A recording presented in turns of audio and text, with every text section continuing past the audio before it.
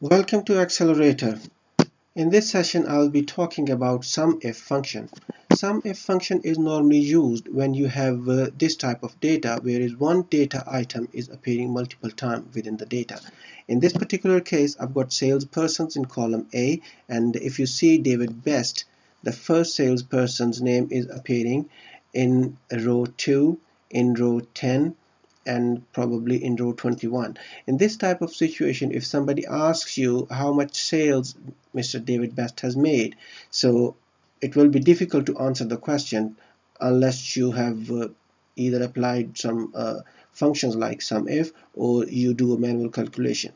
So let's do a sum function. I have gathered up the names of the salespersons in column I, and in column J I will be populating the sales made by each salesperson. You can apply SUMIF function in multiple ways. The way I prefer is by pressing Shift and F3 key from your keyboard. That will enable us insert function pop-up screen on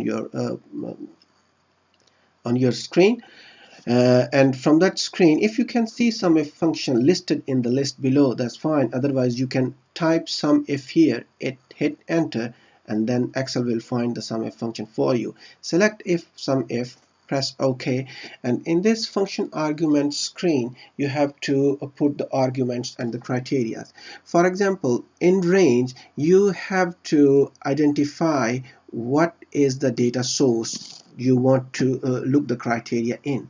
In this case, this is our data source from column A till column D, and the salesperson's name is in column A. So we will select column A by clicking the column A title, and then move on to the criteria. Criteria means what argument you want to look into column A, that salesperson's name. So we will identify in Excel that look for the I2 column, I2 cell.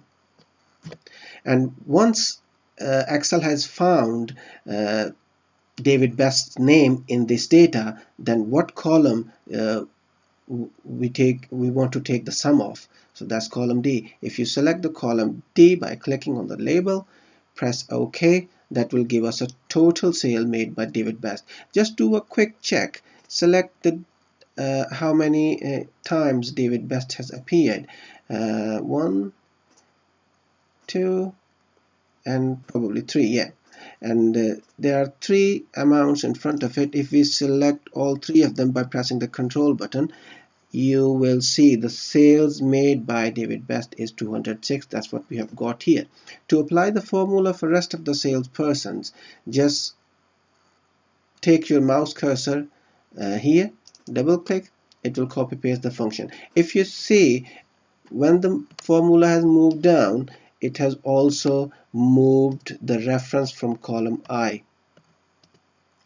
Just to double check that this sum is equal to what we have got here, we can either take the difference of these two, which ideally should be 0, or the other way is we can see if these two cells are equal to each other.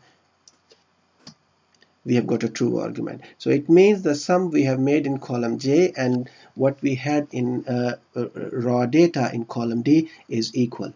That's how you apply SUMIF function. If you have liked the videos, please do give me a thumbs up, and if you are new to the channel, please do consider subscribing my channel. That will encourage me to make more videos for you. Thank you very much for watching.